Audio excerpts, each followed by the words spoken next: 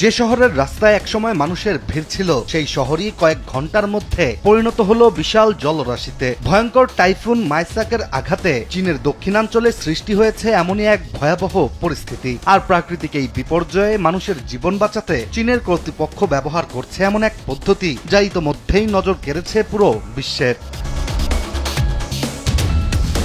চীনে চলতি বছরে আঘাত হানা 10ম টাইফুন এটি, যা গত 3 জুলাই হাইনান দ্বীপ প্রদেশে আঘাত হানার পর শক্তি নিয়ে এগিয়ে যায় গুয়াংশি জুয়াংয়ের স্বায়ত্তশাসিত অঞ্চলের দিকে। সেখানে রেকর্ড পরিমাণ বৃষ্টিপাতের ফলে একের পর এক শহর প্লাবিত হয়, ডুবে যায় বিস্তীর্ণ এলাকা, আর পানিবন্দী হয়ে পড়েন লাখো মানুষ। আর এই পরিস্থিতি মোকাবেলা করতেই চীনা সরকার মাঠে নামিয়েছে অত্যাধুনিক ড্রোন, কৃত্রিম বুদ্ধিমত্তা ও স্যাটেলাইট প্রযুক্তি।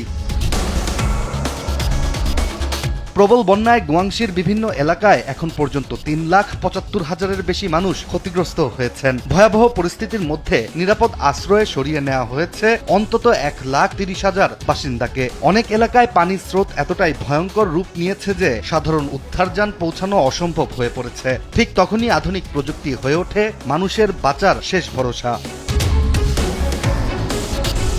শুনতে বিস্ময়কর মনে হলেও উদ্ধার অভিযানে চীনে ব্যবহার করা হচ্ছে 2টি শক্তিশালী ড্রোন, যেগুলোর প্রতিটির ডানার বিস্তার 3 মিটারের বেশি এবং বহন ক্ষমতা প্রায় 100 কিলোগ্রাম। পাশাপাশি কাজ করছে 3টি ছোট আকারের নজরদারি ড্রোনও। আর উন্নত প্রযুক্তির এসব ড্রোনের মাধ্যমে বন্যার ভয়াবহ পরিস্থিতি পর্যবেক্ষণ করা এবং দড়ি ব্যবহার করে একটি ডুবে যাওয়া ভবনের ছাদ থেকে 2 বাসিন্দাকে সফলভাবে উদ্ধারও করা হয়েছে। ড্রোনে করে মানুষ উড়িয়ে নিয়ে যাওয়ার এই ভিডিও সামাজিক যোগাযোগ মাধ্যমে ব্যাপক সাড়া তৈরি করেছে।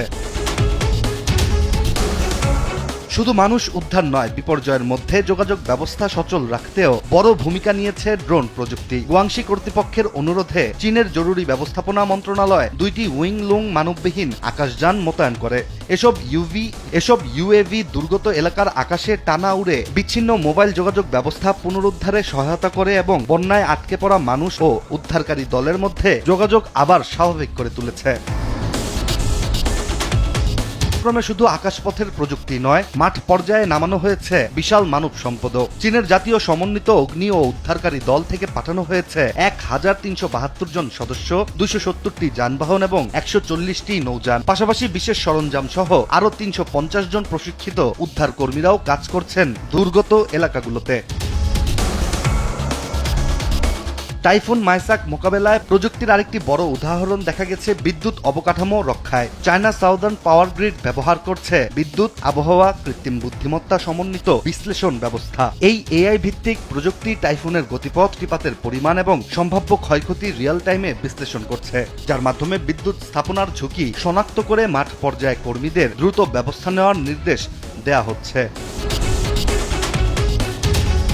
প্রকৃতির ভয়ঙ্কর শক্তির সামনে মানুষ যখন অসহায় হয়ে পড়ে, তখন প্রযুক্তি যে হয়ে উঠছে নতুন যুগের সবচেয়ে বড় সহায়ক, তা চীনের এই ড্রোন অভিযানই অন্যতম উদাহরণ। টাইফুন মাইসাক দেখিয়ে দিল ড্রোন, কৃত্রিম বুদ্ধিমত্তা এবং আধুনিক পূর্বাভাস ব্যবস্থা শুধু ভবিষ্যতের প্রযুক্তি নয়, দুর্যোগের মুহূর্তে এগুলোই এখন মানুষের জীবন বাঁচানোর গুরুত্বপূর্ণ হাতিয়ার।